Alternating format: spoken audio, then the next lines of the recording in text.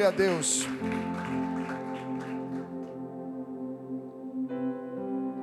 E aí, Antônio, Morgana?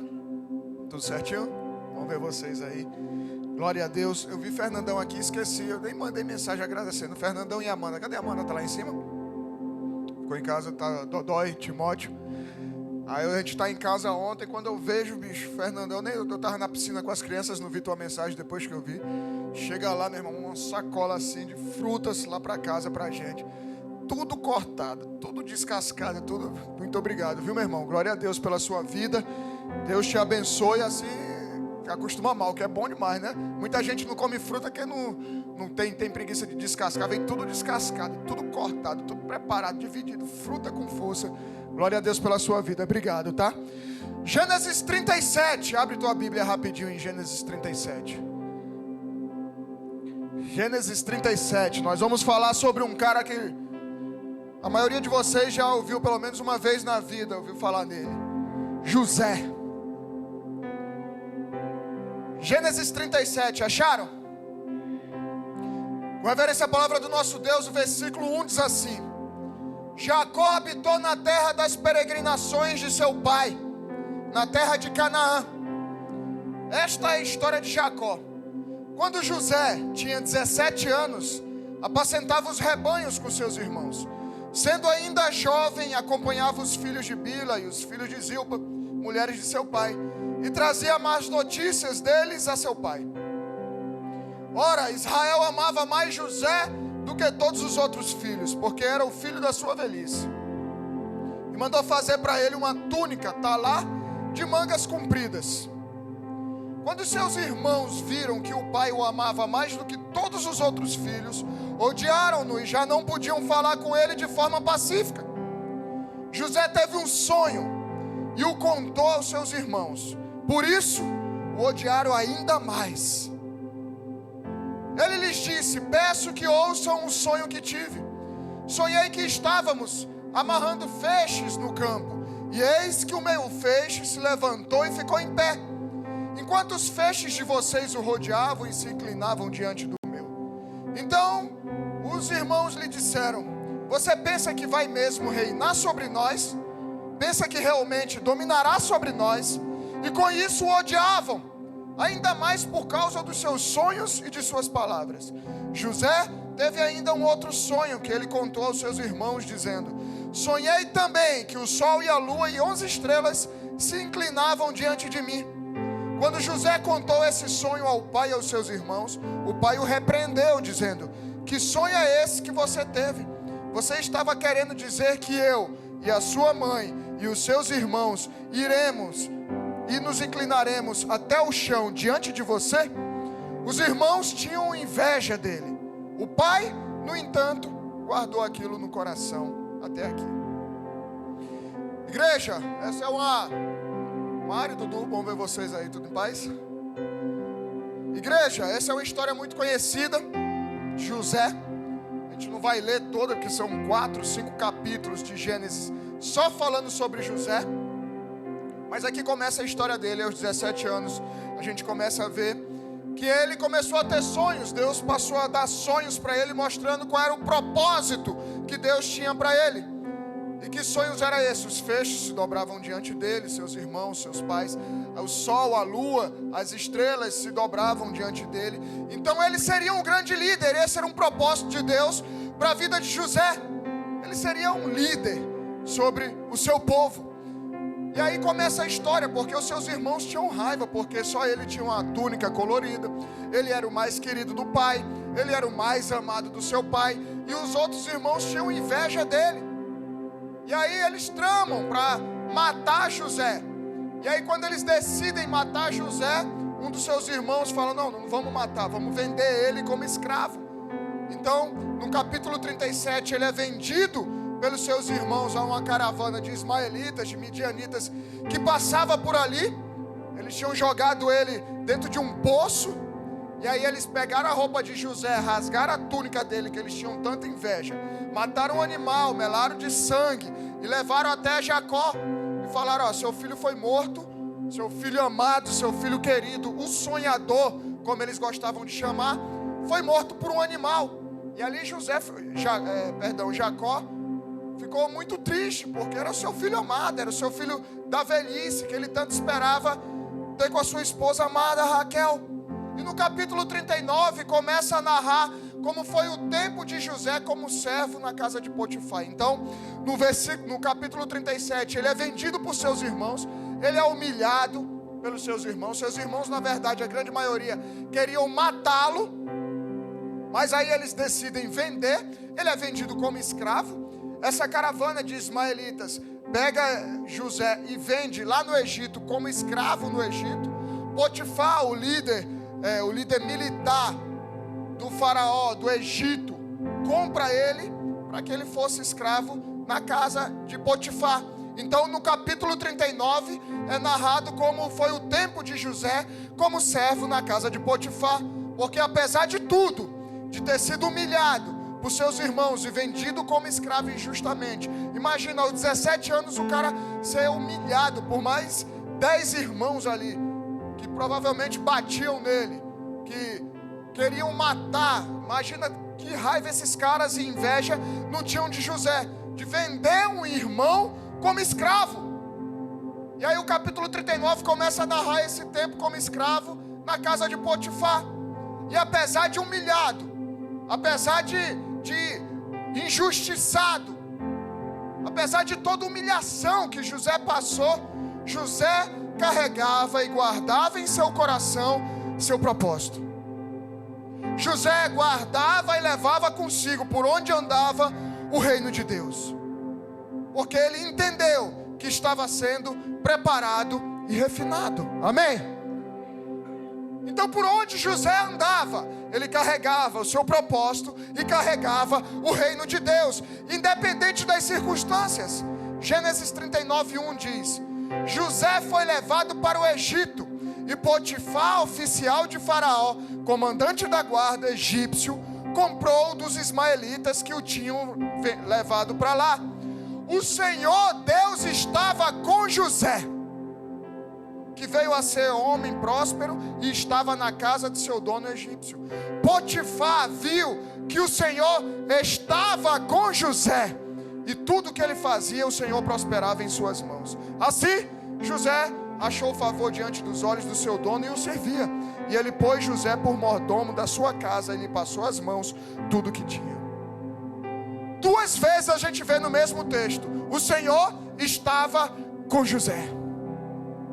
Porque independente das circunstâncias, independente da humilhação, independente da injustiça, José carregava no seu coração o propósito que Deus tinha para a sua vida e o próprio reino de Deus. Ele não se deixava abalar pelas injustiças, pelas mentiras, pelas perseguições, pelos ataques. E por conta disso, Deus estava com ele. E mais que isso, que é muito bom a gente perceber que Deus está conosco em meio às dificuldades. Mas as pessoas que estavam ao redor, que não conheciam a Deus, percebiam nitidamente que Deus estava com José. Tanto que o faraó fala: o Senhor é com José. E tudo que ele fazia prosperava. Tudo que ele fazia avançava. Tudo que ele fazia caminhava, dava certo. Por onde José ia, independente das circunstâncias, ele carregava o seu propósito. Ele não tirava os seus olhos, o foco do propósito. Lembra dos sonhos que Deus deu? Ele entendeu que tinha um propósito em tudo aquilo. Então, por onde ele caminhava, independente das circunstâncias, independente do que ele passava, ele carregava consigo o propósito. Ele carregava consigo o reino de Deus. E mais, sabe por que ele não desistia? Porque ele sabia, estava sendo preparado e refinado para algo maior. Você, Bola de Neve João Pessoa, está sendo preparado e refinado para algo maior. Mas será que você tem carregado o propósito e o reino de Deus por onde você anda? Será que onde você trabalha, onde você estuda, as pessoas com quem você convive, a sua família, podem falar como Potifar falou de José: Deus está com esse cara, Deus está com essa menina, Deus está com essa mulher. Será que as pessoas olham para você e onde você anda? Você tem levado o reino de Deus? Será que as pessoas podem falar que Deus está contigo? Isso vai muito mais além do que você vir a um culto de domingo. Isso fala do teu dia a dia com Deus. Porque não tem como você levar o reino, você manter o foco no propósito, o teu olhar no propósito que Deus tem para a tua vida, na missão que Deus te deu. Se você não tem um relacionamento com Deus, as pessoas olhavam para José e falavam: cara, esse cara caminha com o Senhor, porque ele tinha um relacionamento com Deus verdadeiro, diário e permanente. E isso vai muito além de sentar o bumbum aqui no domingo e postar nos teus stories que você é crente. Fala do teu dia a dia, do que você faz com aquilo que é liberado nesse altar amanhã cedo. Quando você acorda, que ao invés de orar, já vai olhar o teu celular. E a história continua. E ainda nesse capítulo 39, a esposa de Potifar tenta atacar, ter relações com José. E a resposta de José a essa mulher mostra como estava o coração desse homem de Deus. Lá em Gênesis 39, 9 diz: como, pois, cometerei eu tamanha maldade e pecaria contra Deus?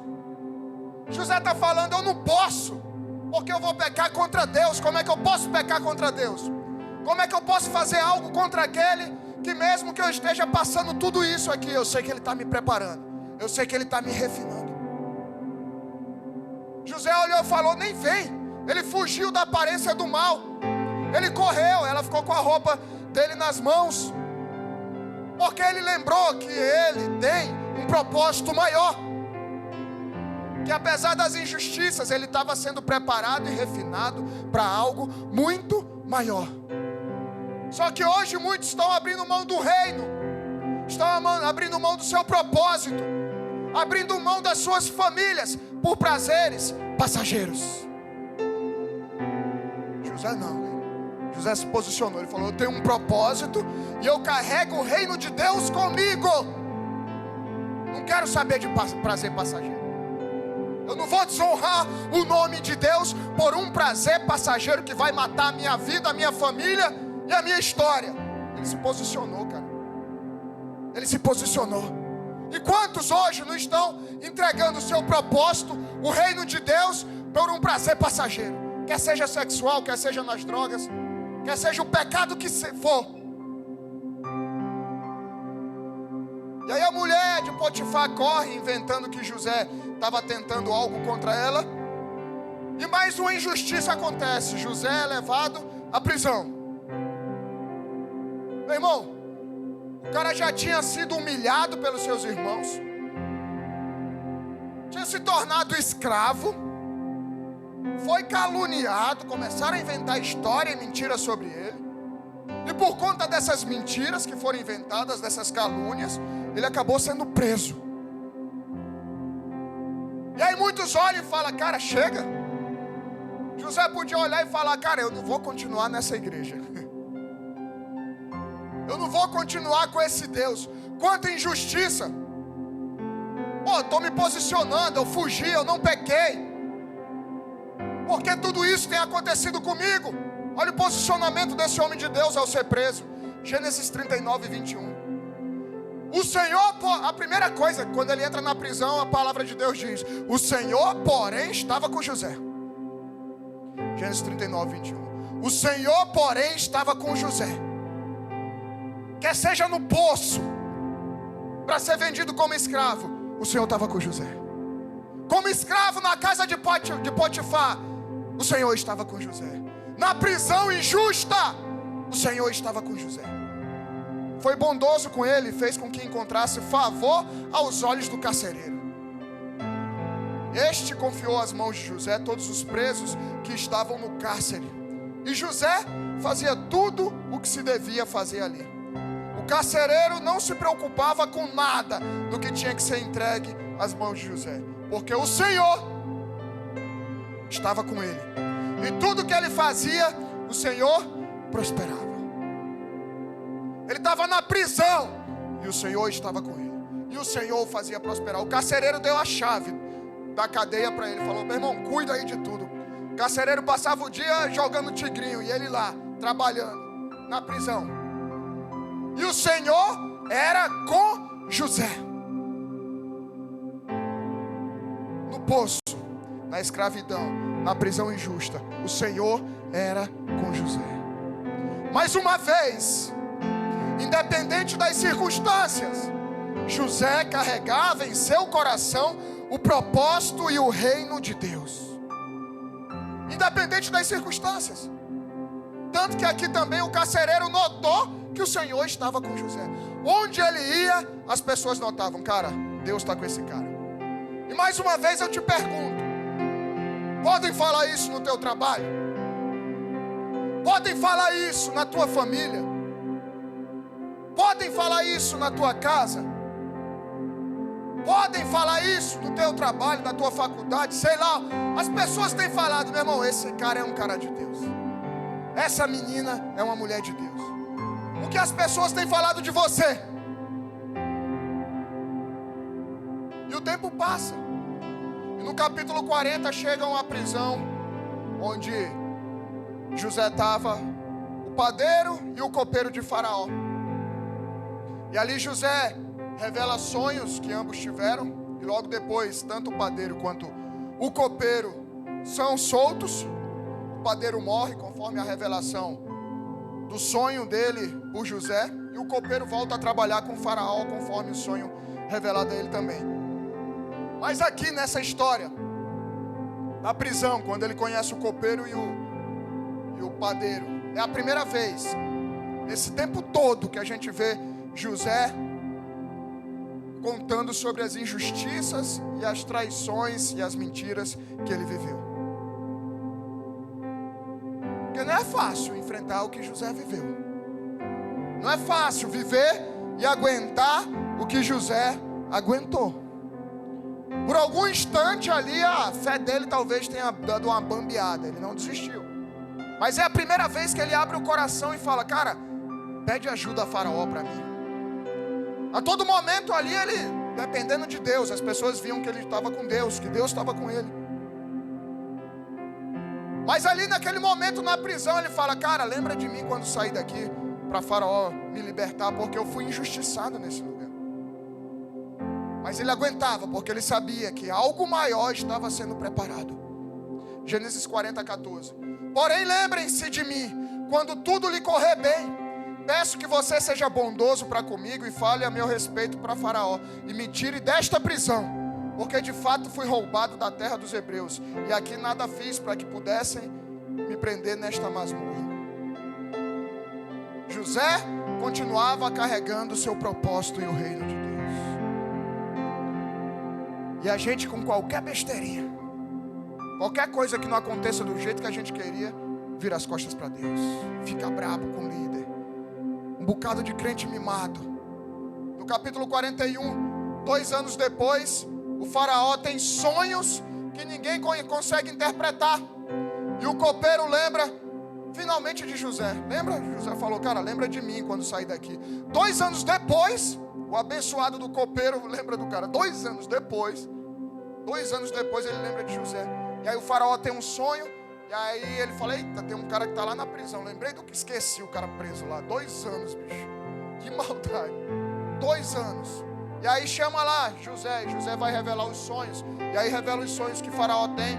7 anos de fartura, 7 anos de seca. Dá a instrução que Deus orienta ele de como se preparar para esse tempo. E quando José é chamado por Faraó, durante tantos anos, ele assume, quando ele depois que ele é chamado por Faraó, o que ele faz logo de cara? Ele se barbeia, troca de roupa. Ele estava preparado o tempo todo para começar a viver o propósito que Deus tinha para a vida dele. O tempo todo José estava preparado. Chamou ele fez a barba, botou uma roupa nova e foi lá em Faraó. Ele sabia que ele tinha sido preparado para aquele momento. Independente das injustiças que ele tenha passado, independente das mentiras que tenham falado contra ele, ele estava preparado para aquele momento. E ele podia muito bem virar as costas para Deus e falar: consegui, cheguei no auge, agora vou fazer do meu jeito. Mas olha o que ele faz em Gênesis 41, 16. Quando ele começa a revelar os sonhos para Faraó. Porque Faraó trouxe achando que era José quem fazia alguma coisa. E aí José fala em Gênesis 41:16: isto não está em mim, mas Deus dará a resposta. É um cara que podia estar traumatizado, como os crentes fofinhos de hoje em dia, que se traumatiza com qualquer coisa. Mas a primeira coisa que ele fala, meu irmão, não está em mim, é Deus quem faz. Eu não revelo absolutamente nada, é Deus quem revela. E aí ele fala em Gênesis 41:25: Deus revelou a Faraó o que ele vai fazer. Não foi José, foi Deus quem o revelou. José carregava seu propósito e o reino de Deus por onde andava, da prisão ao palácio de Faraó. Ele se manteve o mesmo homem de Deus, focado e carregando o propósito que Deus tinha dado a ele, carregando o reino de Deus, porque ele sabia que ele estava sendo preparado para algo maior. E esse algo maior chegou. O problema é que muitos de nós até carregamos o propósito e o reino de Deus nos momentos difíceis, até aguentamos as pancadas em alguns momentos difíceis, mas quando tudo se resolve e que você chega ao palácio de Faraó, vira as costas para Deus. Esperou tanto um namoro, esperou tanto um casamento, esperou tanto um trabalho, esperou tanto por algo, e quando recebe esse algo, vira as costas para Deus. José não. Primeira coisa que ele falou: nem vem que não sou eu que revelo nada, é Deus. É Deus quem faz. E aí, por tudo que ele aguentou, por tudo que ele pagou, ele sabia que Deus tinha um propósito nisso tudo. José então é levantado como governador do Egito. Dos capítulos 41 ao 47 conta toda a história do reencontro de José com seus irmãos e seus pais. E aí é linda essa história. Se você não conhece, se você nunca leu, leia do capítulo 41 a 47 de Gênesis. É linda essa história, porque os mesmos caras que humilharam, que venderam como escravo, que queriam matar José, são os mesmos que ele salva da fome, porque começou uma fome gigantesca no mundo. E aí Deus deu a estratégia de, nos 7 anos de fartura, José lá no Egito guardar tudo que podia para os 7 anos de seca. O Egito era o único que tinha comida no mundo todo. Então todo mundo vinha comprar comida do Egito, inclusive o povo de Israel, inclusive os irmãos e pais de José. E ali acontece um encontro lindo, eles choram. José, ele não fala de cara que era ele o irmão, que ele era o irmão dos caras, porque ele ficava falando em egípcio. Ele levou um tradutor, apesar dele entender os caras falando em hebraico, ele ficava falando em egípcio com os irmãos, para tapear os irmãos, para que eles não descobrissem que era ele. Até o tempo depois que ele manda trazer seus pais e dá de tudo, do bom e do melhor, e se revela: rapaziada, sou eu, José, aquele mesmo que vocês queriam matar, sou eu agora como governador do Egito. Lembra dos sonhos? Lembra dos propósitos de Deus? E aí muitas vezes as pessoas gostam de atacar aqueles que vivem os propósitos de Deus. Muitas vezes é por inveja, mas não sabe o alto preço que foi pago até chegar naquele momento. José pagou o preço necessário sem reclamar em nenhum momento, porque ele sabia que aquele que prometeu era fiel para cumprir. Até o final, José se manteve fiel ao propósito de Deus. Até o final, José se manteve fiel ao reino de Deus, porque ele sabia que estava sendo preparado e refinado para algo maior. Deus está te preparando, te refinando para algo maior, para algo novo. O problema é que tem muitos que não estão aceitando o tratamento de Deus. Deus te trouxe aqui nessa noite para te despertar, porque hoje em dia, se Deus começa a tratar, se Deus começa a refinar, se Deus começa a apertar, a galera começa a fugir do tratamento de Deus. Começa a achar que não é com você. Começa a achar que é com do lado. Não, é com você. Deus está falando com você nessa noite. Para, chegou o tempo de ser refinado, de ser trabalhado, de arrancar um bocado de porcaria que precisa ser arrancada da sua vida. Tanto que José, ao revelar aos seus irmãos que aquele homem poderoso sobre todo o Egito era o próprio José, irmão deles, ele diz lá em Gênesis 45, 7. Olha o que ele diz quando os irmãos descobrem quem ele é, depois de ele ter suportado tudo isso. Ele podia muito bem agora pegar e falar: agora chegou a minha vez, rapaziada. Aí todo mundo pra cadeia. Aí todo mundo apanhar, vai ser todo mundo escravo como eu fui. Depois vai passar todo mundo um tempo na prisão como eu passei. Porque muitos que se dizem cristãos vivem dessa maneira. Acham que devem agir assim, na vingança, na justiça do homem, na força do homem. Ah é? Fez comigo, eu vou devolver na mesma moeda. Está cheio disso, não é fora da igreja, é dentro da igreja. Mas olha como um homem de Deus, uma mulher de Deus deve agir. Gênesis 45, 7. Ao invés de querer a sua justiça própria, José diz: Deus me enviou adiante de vocês, para que fosse conservado para vocês um remanescente na terra, e para que a vida de vocês fosse salva por meio de um grande livramento. Assim, não foram vocês que me enviaram para cá, não foram vocês que me tornaram escravo, não foram vocês que me humilharam, não foram vocês que me levaram para a prisão. Assim, não foram vocês que me enviaram para cá, e sim Deus, que fez de mim como um pai de Faraó e senhor de toda a sua casa, e como governador em toda a terra do Egito. Ele podia olhar e falar: agora vocês estão lascados, velho. Vou pegar de um por um, vou descontar de um por um. Mas não, ele falou: galera, deixa eu tirar um peso das costas de vocês. Eu amo vocês, vocês são meus irmãos, vocês, pai e mãe, amo vocês. Deixa eu falar para vocês algo que só um homem, uma mulher de Deus maduro pode falar. Não foi vocês que fizeram isso, Deus permitiu eu viver tudo isso. Ele estava me forjando, Ele estava me preparando para o propósito que Ele tinha para a minha vida.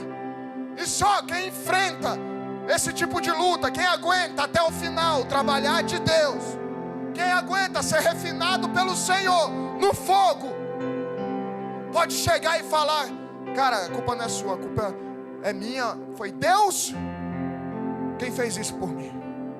Foi Deus quem trabalhou na minha vida.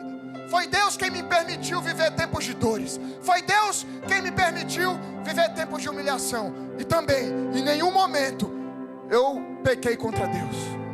Em nenhum momento eu virei as costas para Deus. Quem pode hoje dizer isso? Quem pode hoje falar isso? Fala: Deus, obrigado por ter trabalhado na minha vida. Quando eu paro e olho a minha história, há 18 anos no Evangelho, eu olho e falo: cara, é Deus quem tem trabalhado na minha vida. Lógico, errei, pequei, foi pago um alto preço até chegar aqui e continuamos pagando. Mas não interessa para ninguém esse alto preço que é pago, porque sou eu e Deus. Eu não preciso estar fazendo propaganda como muitos ficam fazendo. Ah, mas é difícil. Ah, mas é luta. Meu irmão, é eu e Deus. Eu aceitei o propósito e o chamado que Deus trouxe para a minha vida, e é uma honra poder carregar isso. É uma honra poder viver cada luta, cada guerra, para que o propósito de Deus se estabeleça, para que vidas sejam alcançadas. Quem pode dizer hoje, bater no peito e falar: é Deus quem está no controle, cara? Eu não vou culpar o pastor, não vou culpar o líder, não vou culpar meu esposo, minha esposa, não vou culpar o meu irmão. É Deus quem tem trabalhado na minha vida. Mas será que você tem suportado o trabalhar de Deus? Será que você tem entendido que é Deus trabalhando na tua vida? E com esse trabalhar, será que você tem levado, em meio à humilhação, em meio à injustiça, em meio a mentiras, ainda assim você tem mantido o coração em Jesus? Você tem levado o reino por onde você passa? Ou você fica fazendo drama que crente gosta de fazer? Ah, que batalha. Ah, que guerra. Ah, que não sei o quê. Jesus perdeu o controle da tua vida. Jesus perdeu o controle de toda a história. Ele nunca perdeu uma batalha. Com a tua vida vai ser diferente. Com a tua história, com a tua família, vai ser diferente. Muita gente admira José pela sua história de resiliência, por ter se tornado o segundo homem mais importante do Egito, É uma história linda de resiliência, de guerra, de batalha, de conseguir suportar tudo isso. Mas poucos sabem que não foram seus sonhos que o colocaram no poder. Ou melhor, não foram os seus sonhos que o fizeram viver os planos e projetos de Deus para a sua vida, o propósito de Deus para a sua vida. Foi a sua capacidade de transformar a sabedoria em atitude, mesmo quando ninguém via, mesmo quando ele era injustiçado. Foi a capacidade de José de se manter fiel ao propósito de Deus, ao propósito que Deus lhe comissionou. Foi a capacidade de José permanecer fiel ao reino de Deus, independente das circunstâncias. Foi isso que fez ele viver o propósito de Deus. Foi a capacidade de José usar o dom que Deus lhe deu, mesmo onde não haviam aplausos, lá na prisão, revelando sonhos, sem ninguém ver. O cara ainda esqueceu dele por 2 anos. Foi por isso que ele viveu os propósitos de Deus. Foi por isso que ele viveu os planos e os projetos de Deus para a vida dele. Você está disposto a pagar esse preço? Está disposto a trabalhar, a transformar o que é sabedoria em atitude? Pegar a palavra de Deus, deixar de que a palavra de Deus seja teoria na sua vida e a coloque em prática. Porque na internet todo mundo é crente, mas e no dia a dia? E quando ninguém está te vendo? E quando não tem aplausos? Você está disposto a pagar o preço de viver os planos de Deus para a tua vida? Eu podia muito bem dizer aqui, vai dar tudo certo, vai ficar tudo bem. Vai, se você obedecer. Você está disposto a pagar o preço de ser fiel a Deus, a palavra dele, mesmo sendo injustiçado, mesmo sendo perseguido, mesmo sendo humilhado? Você está disposto a usar os dons que Deus te deu para serem usados sem ninguém ver? Ou você quer postar tudo o que você faz no Instagram? Ou você quer que todo mundo aplauda aquilo que você tem vivido? A sua fé e a sua posição como homem de Deus não variavam quando as coisas aconteciam do jeito que ele não esperava. José se mantinha o mesmo, cara. José se mantinha o mesmo. E os crentes de hoje não. Ah, não, mas se não for do jeito que eu quero, se não é o lugar que eu quero, se não é da maneira que eu quero. E muitas vezes você vai enfrentar injustiça. Muitas vezes você vai ter que engolir injustiça. Jesus engoliu injustiça. Muitas vezes você vai ser perseguido. Muitas vezes vão inventar mentira de você. Mas ainda assim, você está disposto a se manter como homem ou uma mulher de Deus? Mesmo quando as coisas não acontecem do jeito que você esperava. Cara, deixa eu te falar um segredo, não conta pra ninguém. A gente se frustra na caminhada. Eu cansei de contar quantas vezes eu me frustrei na caminhada. Quer seja com os homens, quer seja com a igreja, quer seja... Mas sabe por que eu continuo? Porque assim como José, o meu olho está lá, meu foco, minha visão está lá nos propósitos de Deus, está no reino de Deus, em cumprir minha missão. Mas a galera é muito emocional hoje em dia. Qualquer coisa abala, fica triste, fica chateado. Ele foi traído pelos irmãos, vendido como escravo. É frustrante, é ou não é? A gente vai se frustrar na caminhada.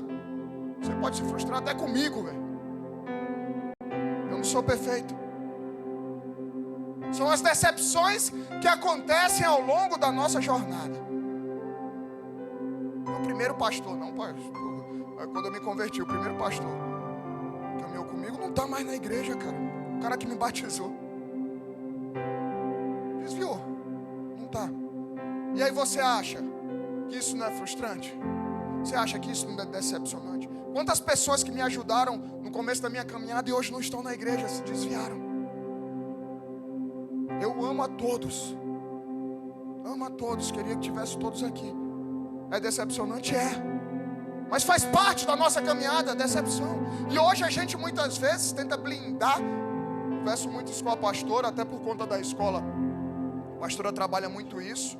A gente tenta blindar nossos filhos de não se frustrarem, de não terem decepções. É um erro. Porque o mundo de verdade há frustrações. É óbvio, é natural dos pais protegerem, né? A gente querer proteger. Mas nossos filhos vão se decepcionar, inclusive com nós, os pais. Nós não somos perfeitos. Meus filhos vêm e perguntam a minhas filhas aqui. Eu não sou perfeito. Nós vamos nos decepcionar. Mas isso vai te afastar de Deus. Então teu olho está no homem. Então você nunca se preocupou com o propósito. Então nunca você ouviu como José. Cara, esse cara carrega, o Senhor está com ele. Nunca deve ter ouvido. Porque quem está com o olho e o foco no homem, esqueceu o propósito e o reino de Deus. José não se vingou. José não cultivou ódio. José não desistiu de ser excelente, pois sabia que se mantendo fiel ao propósito que Deus lhe deu e ao reino de Deus, ele estaria glorificando o nome de Jesus, não o nome dele mesmo. Ele não estava nem aí para o nome dele. Eu não estou nem aí com a minha reputação, estou preocupado com a reputação do Senhor. Então ele não cultivou ódio, ele não se vingou, ele não desistiu, se manteve fiel ao propósito de Deus, ao reino de Deus, para glorificar o nome do Senhor. O que nos importa não é proteger o meu nome. O que nos importa não é proteger o teu nome, é proteger o nome de Jesus. E nem aqui na igreja, aqui está protegido. É lá fora. É amanhã, quando xingarem você no trânsito. É amanhã, quando lá no trabalho você for chamado a atenção. Você acha que eu não sou chamado? Você acha que eu sou perfeito trabalhando? Sou chamado a atenção, falho. Mas você está preocupado mais com o teu nome ou com o de Jesus? Mais com a tua reputação ou com a de Jesus? Quando nos mantemos fiéis em meio à injustiça, perseguição e tempestades, nós não estamos nos mantendo fiéis para guardarmos e protegermos a nossa reputação e o nosso nome. Mas é para honrarmos o nome de Jesus, o propósito que Ele confiou a nós. Vejam que por essas atitudes de José, em meio a tudo isso, ele se manteve fiel, não preocupado com o seu nome, se ele era escravo, se ele era humilhado, se ele era prisioneiro. Ele não estava preocupado como iam chamar ele. Ele estava preocupado em o nome do Senhor ser glorificado, em se manter fiel a Deus. Tanto que aonde ele ia, os caras falavam: Deus está com esse cara. Quer seja Potifar, quer seja o carcereiro, quer seja Faraó, todos olhavam e falavam: Deus é com esse cara. Deus é com esse cara. José usou a rejeição como uma escola. José usou a rejeição como um aprendizado. José usou a rejeição como um impulso para continuar, porque decidiu manter os olhos no Senhor, no seu propósito. E foi ali naquela situação que José poderia aprender algo com Deus, ou traumatizar a sua vida com um espírito de rejeição para o resto da sua história.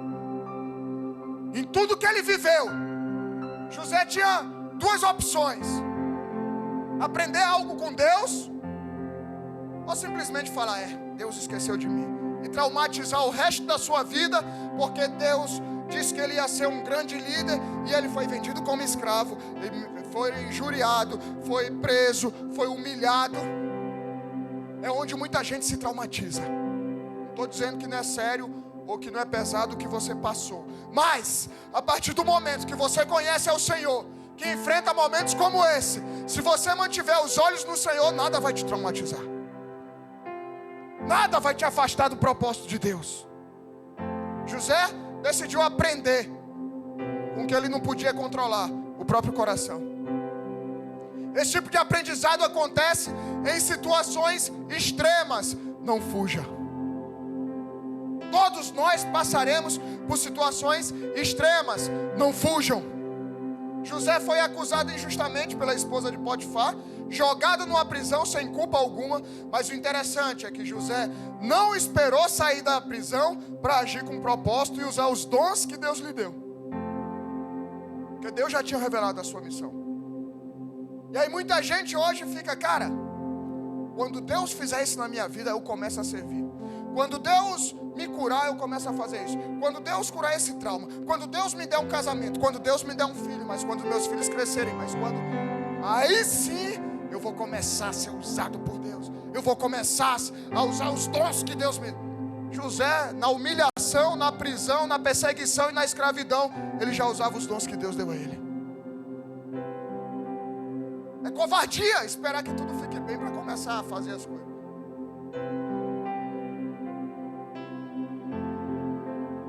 José tinha um dom e usou para servir o reino. Ao interpretar sonhos, criou conexões silenciosas com seu destino, com seu propósito. Lucas 16:10 diz: quem é fiel no pouco, também é fiel no muito. Quem é injusto no pouco, também é injusto no muito. José já sabia disso. José poderia ficar culpando seus irmãos, ficar culpando todo mundo por toda a injustiça que estava acontecendo. E ele não estaria errado. Os caras aprontaram contra ele, era injustiça. Os caras foram sem vergonha com ele. Ele não estaria errado se ele ficasse culpando os outros pelo que ele estava vivendo. Mas sabe o que aconteceria? Isso ia travar a vida dele. Isso ia travar o propósito dele. Se ele ficasse arrumando desculpa para aquilo que ele estava vivendo. E todo homem e mulher de Deus precisa aprender isso. Para de culpar os outros pelo que você está vivendo ou pelo que você não está vivendo. Senão José ia ficar preso naquele trauma. Vixe, lá vem meus irmãos. Quero nem ver esses caras. Quero nem ver essas pessoas. As mágoas e a falta de perdão tem impedido muita gente de ter paz. As mágoas e a falta de perdão tem impedido muita gente de viver os planos de Deus. Chegou a noite de arrancar essas mágoas e esses traumas e a falta de perdão da tua vida. Eu vi uma frase que diz assim: ao citarmos o outro, nos citamos. O autor dessa frase explica que ao olharmos para as outras pessoas, estamos olhando através de um vitral que colore e filtra e seleciona. Ou seja, quando a gente está olhando para alguém, quando a gente começa a falar de alguém, a gente está usando um filtro. Eu uso lente de contato. A gente está usando uma lente de contato que está aqui no nosso coração. Quando descrevemos outra pessoa, isso revela os nossos critérios interiores. O que temos em nosso coração acaba se tornando filtro com os quais a gente enxerga as outras pessoas. Então a gente não só enxerga as outras pessoas com os nossos olhos humanos, nossos belos olhos míopes como os meus. Nós enxergamos as pessoas através daquilo que nós temos no nosso coração. Aquilo que nós temos no nosso coração é essa lente que nos faz enxergar o próximo. E por isso, ele diz que toda fala nossa sobre alguém, toda vez que nós falamos algo sobre alguém, é uma confissão de como nós estamos. Se alguém errou com você, e você tem dificuldade em perdoar, ou até mesmo perdoa, mas continua esperando que a justiça se faça, a justiça humana que você acha como deve ser, que apesar de você perdoar a pessoa, você acha que ela deve ser castigada, humilhada, como você acha que deve ser, e muitas vezes, sem misericórdia alguma, você não está carregando o reino de Deus. Você não está carregando o reino de Deus. E esquece da mesma misericórdia que foi usada por Deus para te perdoar de algo que talvez fosse pior do que aquilo que você hoje está acusando a outra pessoa. Então você continua carregando mágoas, porque agindo assim é como se estivesse dizendo que Deus não sabe como agir. Quando a gente carrega mágoas, que a gente não perdoa uma pessoa, ou a gente perdoa e ainda assim espera que Deus aja de uma maneira que nós queiramos, nós estamos falando, cara, Deus não sabe como agir. Ele tem que agir assim, tem que ser castigado dessa maneira. Simplesmente porque a justiça, a punição, o castigo, a humilhação contra a pessoa que errou não aconteceu ou ainda não chegou, ainda não foi do jeito que você achava que deveria ser, você fica com raiva de Deus. Aí sabe o que acontece? Quem trava no tempo e no propósito é você mesmo, esperando e torcendo para que a sua justiça seja feita através de Deus. Quem deixa de viver o propósito é você mesmo. Ou você não acredita que Deus continua no controle? Marcos 11, 26. Mas se vocês não perdoarem, também o Pai de vocês que está nos céus não perdoará as ofensas de vocês. Isso é muito sério. Se nós não perdoamos, Deus não nos perdoa. A oração do Pai Nosso nos ensina. E aí? Como é que está o teu coração? Com quantas pessoas nessa noite você precisa se ajustar? Com quantas pessoas nessa noite você precisa tirar o peso dos teus ombros? Lembra o que eu ensino a vocês há mais de um ano? Faça a sua parte de homem e mulher de Deus, cara. Conforme a palavra de Deus nos ensina. Vamos honrar o nome de Jesus, não o nosso. E espera o mundo dar mais uma volta só. Espera o mundo dar mais uma volta. Tudo vai se encaixar. Tudo vai se colocar no lugar. Mas você tem que fazer a sua parte. Você não vai ter vontade de perdoar. Você não vai acordar um dia e falar: nossa, que vontade maravilhosa de perdoar aquela pessoa que me fez tanto mal. O perdão não é um sentimento, o perdão é uma atitude. Você simplesmente decide perdoar. Mas pastor, a outra pessoa precisa se ajustar. A outra pessoa precisa fazer isso, fazer aquilo. Teu papel é perdoar. Se você está certo ou não na história, não importa. Seu papel é perdoar e pedir perdão. Eu sempre conto essa história. Minhas filhas mais velhas, quando estavam na escola, e aí elas chegavam da escola, ia pegar lá na escola e aquela confusão, às vezes estavam chorando. Ah, pai, o que foi? Não, é porque eu briguei com a minha coleguinha, eu errei e tal, eu pedi perdão. Mas ela não me perdoou, pai. Eu falo: filha, a sua parte você fez. Se a outra pessoa não perdoar, o problema é da outra pessoa. A bomba está no colo dela agora. Nosso papel é perdoar. Nosso papel é pedir perdão. Ah, mas a outra pessoa não quer, a outra pessoa não está querendo se ajudar. Problema da outra pessoa. Nessa história tem dois lados. Tem que ter um homem de Deus e uma mulher de Deus de um lado, e o outro que não quer nada. Que sejamos nós, o homem e a mulher de Deus. Até porque não somos nós quem convencemos ninguém de nada, é o Espírito Santo. E se Deus está permitindo que aquela situação se arraste como está, essa pessoa não se ajusta, pode ser que Deus esteja tratando a vida dela. E aí você fica insistindo em algo que está atrapalhando o agir de Deus. Vou dar um exemplo. Em Patos, quando nós estivemos lá, pastoreando aquela igreja por 3 anos, tinha uma ovelha. E cara, eu dei a minha vida por aquela ovelha. Fazia de tudo para ajudar. Fazia de tudo, ajudava, cara. Fazia, orava, ajudava a levantar. Caía, levanta, caía, levanta. Ajudava, fazia de tudo. Fazia de tudo, dei a minha vida por aquela ovelha. Até que um dia, Deus veio para mim e falou: filho, tá bom.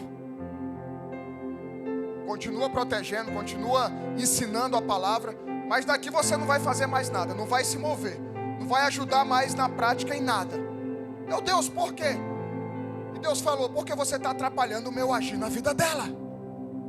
Se você continuar ajudando e fazendo tudo o que ela precisa fazer, como é que ela vai aprender a fazer o que ela tem que fazer? Então muitas vezes nós vivemos situações em que Deus vai falar: vai até aqui, o resto deixa eu trabalhar nessa vida, senão a gente vai acabar atrapalhando o agir de Deus na vida dessa pessoa. Deus está querendo ensinar algo para ela e muitas vezes a gente termina atrapalhando. A gente até alerta, fazemos algo para que a situação se ajuste conforme ensina a palavra de Deus. Mas nós não somos Deus na vida de ninguém. E ainda poderemos estar atrapalhando o agir de Deus, o trabalhar de Deus na vida de alguém. Deus permite situações extremas para mostrar e revelar o coração de algumas pessoas. Às vezes Deus dá uma chacoalhada para mostrar o coração das pessoas. E é nessas chacoalhadas que a gente consegue identificar. Falar, caramba, bicho, estava confiando tanto nessa pessoa, estava planejando algo para essa pessoa. Por isso já fica a dica. É importante passar por momentos extremos antes de você tomar alguma decisão em relação a alguém, como um líder, e botar em alguma posição. Tem que ser provado, tem que ser testado. Porque senão, na hora que o bicho pega, que você precisa que olha para o lado, cadê? Em quem você confiava? Cadê? Aquelas pessoas que falavam, não, conta comigo. Cadê? O próprio apóstolo Rina passou por isso. Na hora do que precisou, cadê? Não, a minha reputação, não o meu nome. Quem só enxerga defeito, expõe mais a lente do seu coração do que o próprio objeto observado ou pessoa analisada. Quem só enxerga defeito nos outros, está falando mais sobre quem você é do que quem a pessoa é. É possível que não tenha nada de valor. Um dia, Deus olhou para mim, olhou para você, eu vou falar de mim, encontrou algo que nem eu sei até hoje. Mas a gente não. A gente, ninguém presta. Tem ovelha que dá trabalho pra caramba, é verdade, dá vontade de dar uns cascudos. Os caras perguntam, pastor, por que é que você faz crossfit, fica jogando aqueles pesos? Para não jogar as ovelhas no chão. É melhor jogar os pesos. Dá vontade. Mas eu vou desistir da vida, cara. Eu vou fazer um X e falar, esse não entra no céu. Quem sou eu? Se eu não tiver cuidado, nem eu entro. Sou tão falho quanto vocês. Não é o que não podemos julgar ninguém, como gostam de espalhar por aí. Nós julgamos as atitudes das pessoas baseado na palavra de Deus. Mas não com hipocrisia, como Jesus alertou. Mateus 7:1 diz: não julguem para que vocês não sejam julgados, pois com o critério que vocês julgarem, vocês serão julgados. E com a medida em que vocês tiverem medido, vocês também serão medidos. Porque você vê o cisco no olho do seu irmão, mas não repara na trave do que está no seu próprio olho. Ou como você diria ao seu irmão, deixe que eu tire o cisco do seu olho, quando você tem uma trave no seu próprio olho. Hipócrita, tire primeiro a trave do seu olho, e então você verá claramente para tirar o cisco do olho do seu irmão. Jesus está falando sobre essa questão da nossa lente. E falar, cara, antes de você ficar só vendo os defeitos dos outros, veja se esse defeito dos outros não está no teu coração. Hipócrita, ele fala. O que a gente não pode fazer é condenar as pessoas, independente do seu pecado, independente do seu erro. Quem somos nós para condenar? O nosso trabalho, Igreja Bola de Neve João Pessoa, é lutar até o último minuto para que essa vida seja salva. Ou que glória há para o reino de Deus, para o nome de Jesus, em uma vida que se perde. Não, mas eu já tentei de tudo. Vou continuar a minha vida. Como é que você vai dormir em paz e o irmão do teu lado indo para o inferno? Todos merecem o perdão. Todos merecem a oportunidade de um recomeço. Ou você esqueceu de onde Deus te tirou? O próprio Jesus disse em Mateus 12:34: raça de víboras, como vocês podem falar coisas boas sendo maus? Porque a boca fala do que está cheio o coração. Então a fala de alguém é apenas a superfície do que está sendo refletido a partir do seu coração. É a raiz bem mais profunda, pois vemos os outros de acordo com o que cultivamos dentro de nós. Muitas vezes projetamos no outro aquilo que ainda não resolvemos em nós mesmos, criticando o que secretamente ainda não resolvemos, criticando aquilo que secretamente ainda tememos em nossos corações. Criticamos baseados nos nossos traumas. Criticamos com coisas que ainda precisamos resolver em nós. A gente tem um ótimo exemplo na Bíblia. O rei Saul, o primeiro rei de Israel. Ele olhava para Davi como uma ameaça. Coitado, um adolescentezinho, magrinho, que cuidava das ovelhas do pai. E um rei com medo do adolescente. Mas o rei não via ameaça, não era em Davi. A ameaça, na verdade, estava na insegurança de quem era o próprio Saul. Ele sabia que ele não era aquele homem de Deus que ele dizia. Ele sabia que ele não era o homem de Deus preparado para assumir aquele reinado. Foram os homens que insistiram lá.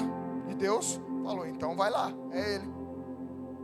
No caso do texto que nós estamos falando nessa noite sobre José, quando seus irmãos o chamam de sonhador, eles não estavam descrevendo José. Eles estavam apenas revelando a sua própria incapacidade e inveja de lidar com a grandeza do destino de seu irmão. Olha o sonhador. Não era criticando José, era criticando a incapacidade e a inveja deles, que eles tinham de querer viver o que o irmão dele vivia. Então a outra pessoa passa a ser uma tela onde nós projetamos muitas vezes nossos vícios, nossas virtudes, nossos traumas, nossas curas, nossos medos, nossos dons. Em Provérbios, Deus trata a língua não como uma parte do corpo humano simplesmente, mas como um instrumento de revelação de quem somos na essência. Porque a língua não é que simplesmente comunica algo, mas ela denuncia a saúde ou a doença que carregamos na nossa alma.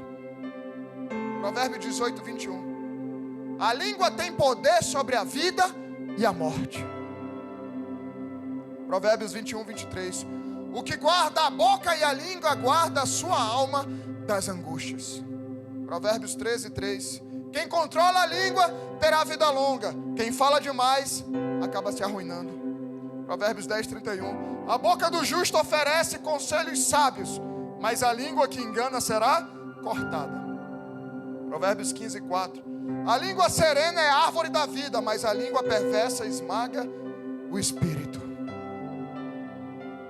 Falar de uma pessoa, falar de uma outra pessoa, é como se fosse um raio-x da sua própria alma. Da maneira que você fala, da maneira que você se porta, é um raio-x da sua alma. Porque não é, ainda mais nós, muitos de nós como líderes, óbvio que nós vamos ter que tratar de pecados das pessoas.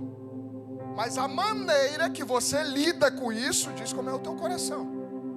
Porque tem pessoas, tem líderes que querem tratar o pecado da ovelha, matando a ovelha sem dar chance para nada. Então não é que nós não vamos tratar disso. Não é que nós não vamos falar, poxa, fulana precisa de ajuda, está mal, está errado, está pecando. Não é que a gente não vai puxar a orelha, vai puxar a orelha sim. Mas cadê a misericórdia? A gente repreende, a gente chama a atenção como Deus faz conosco, mas sempre dando a oportunidade de recomeço. Assim como Deus fez comigo e com você. Quando falamos de outra pessoa, podemos construir um jardim ou espalhar destruição e ruínas. A gente tem que ter muito cuidado como a gente fala com as pessoas. E eu digo isso por mim, porque muitas vezes eu acabo sendo grosso, especialmente em casa. E a pastora sempre fala isso comigo. E a gente tem que ter muito cuidado, porque o homem muitas vezes a gente acaba sendo grosso, passando o limite, sem nem perceber. Muitas mulheres também. Então nós temos que ser intencionais quando nós formos corrigir alguém. Não é para castigar, humilhar e pisar. É intencional para salvar aquela vida, arrancar do pecado. Por isso que eu digo que perdão é mais sobre quem perdoa do que sobre quem é perdoado. Perdão vai falar mais sobre você que tem que liberar o perdão do que aquele que está pedindo perdão. Jesus sabia que Judas não se arrependeria. Então vocês acham que, Judas enganou Jesus. Não, Jesus sabia que ele ia se arrepender. Mas ainda assim tratou com dignidade. Porque Jesus enxergava por meio da lente do seu próprio coração. Puro, perdoador e misericordioso. Não pela lente dos apóstolos, pelo coração de Pedro, que já puxou a espada, cortou a orelha de Malco. Os homens facilmente matariam Judas. Jesus o tratou como deveria tratar até o fim. Isso nos ensina que perdão não é sobre quem nos feriu, é sobre nós mesmos. O teste do perdão revela se você está pronto a perdoar, ou se você continua azedo, amargurado, ressentido, buscando honrar mais o seu nome do que o de Jesus, procurando mais a sua justiça própria do seu braço do que a justiça de Deus. Quando estamos em situações difíceis como essas, nós devemos nos perguntar: de que maneira, com as minhas escolhas, falas e atitudes, Jesus será glorificado? Antes de agir, antes de falar, antes de tomar decisões, para e pensa: como é que Jesus vai ser glorificado através da minha escolha, da minha atitude, do que eu vou falar?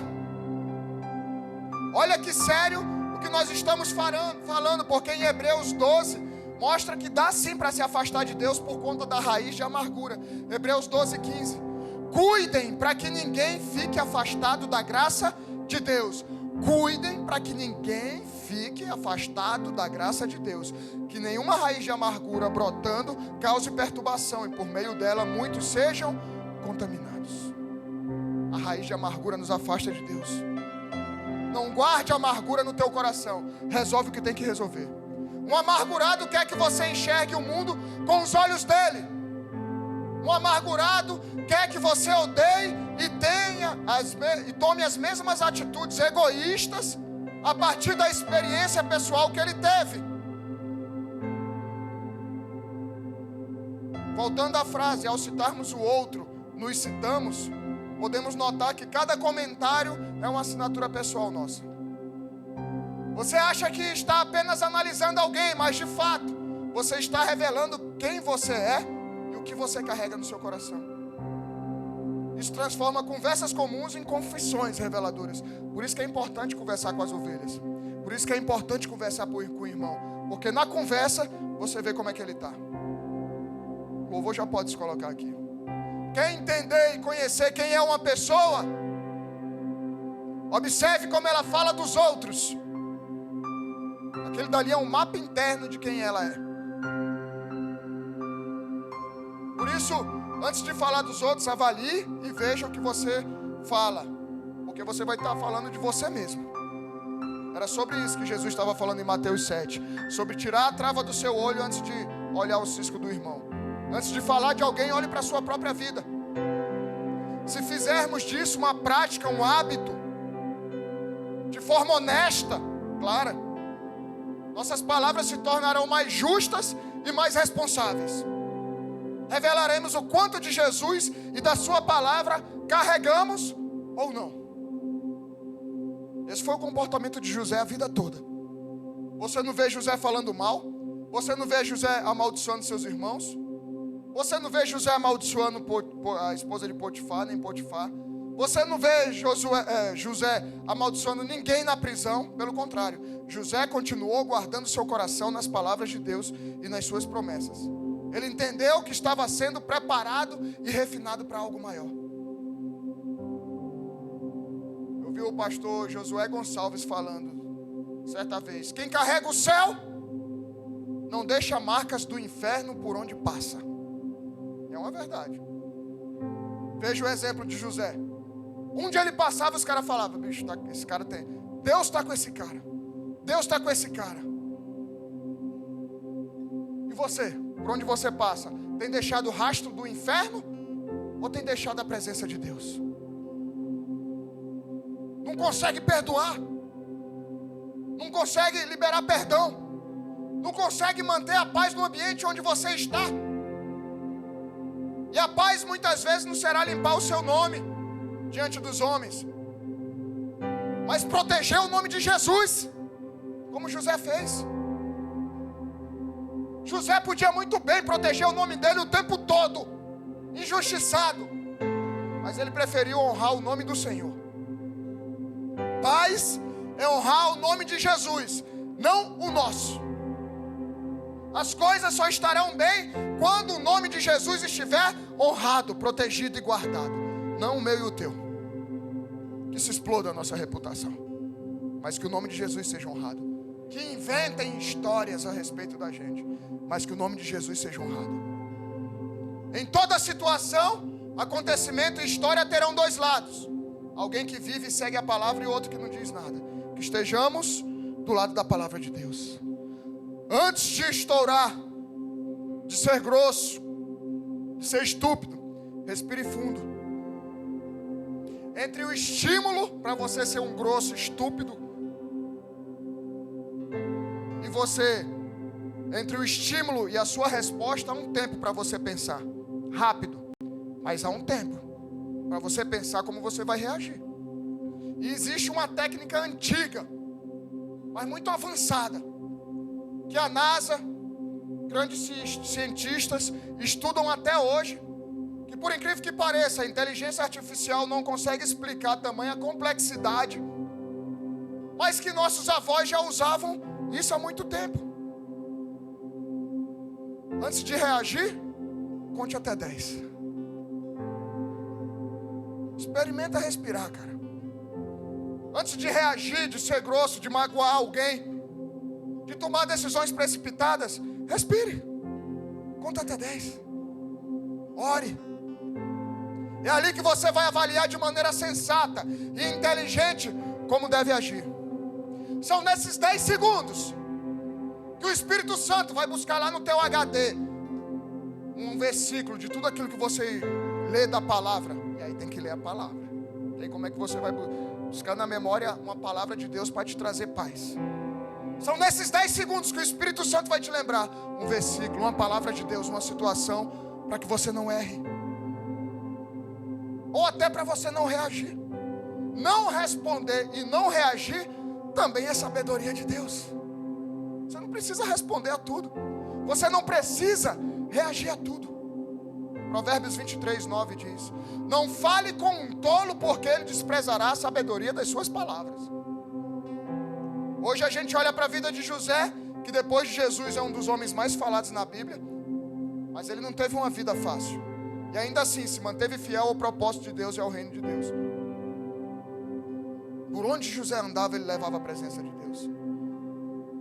Aguente, suporte, faça o que for necessário para viver os propósitos de Deus na tua vida, para se manter fiel como José fez.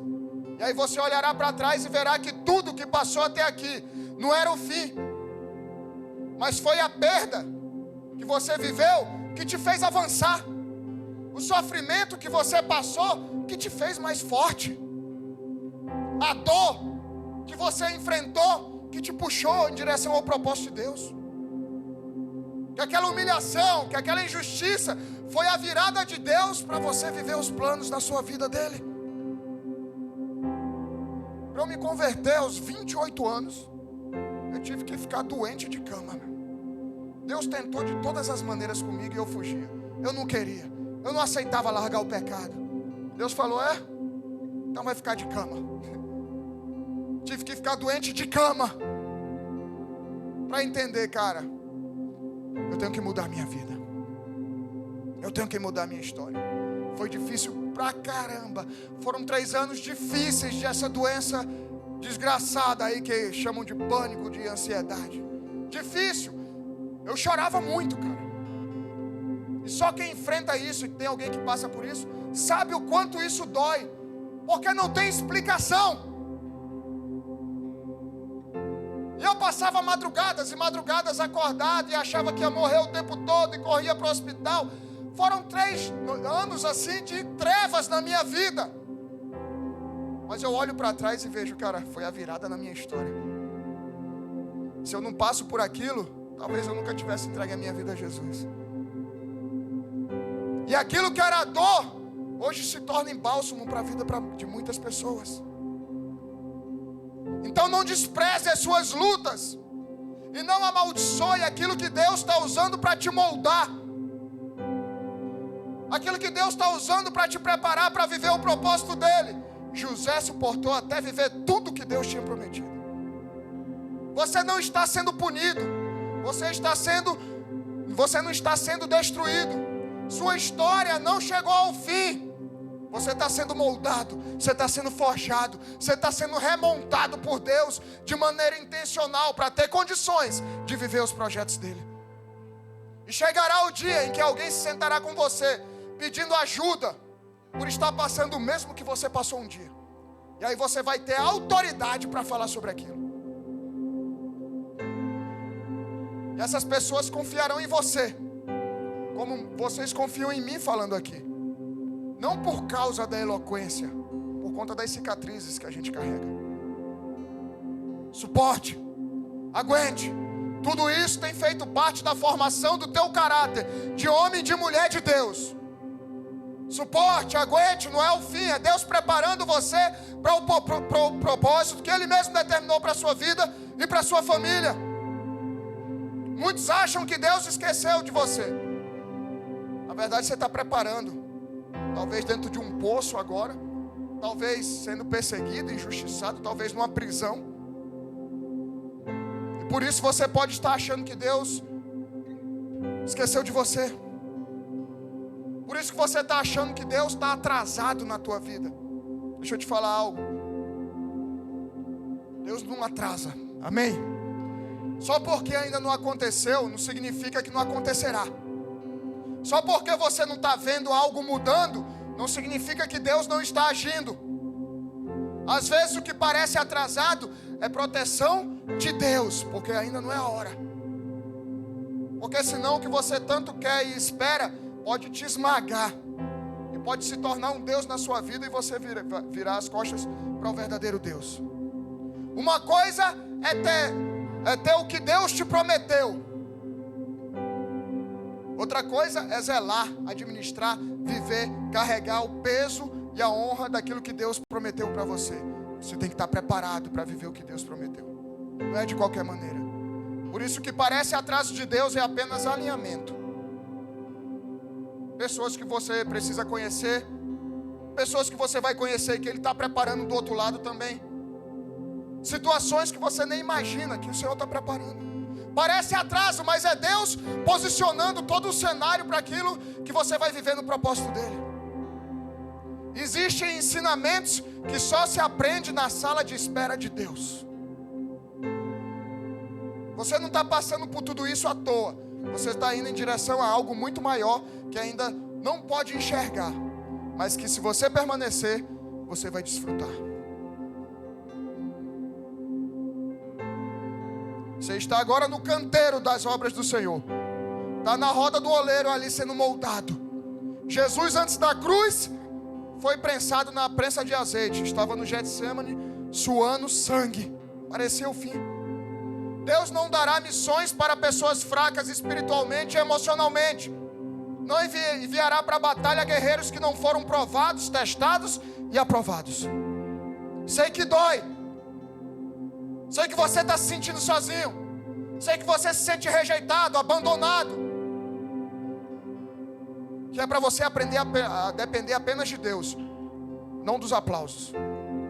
Quando você estiver pronto e vivendo o propósito de Deus, não fará mais a missão como que fosse um peso, com um coração amargurado, mas com poder e gratidão.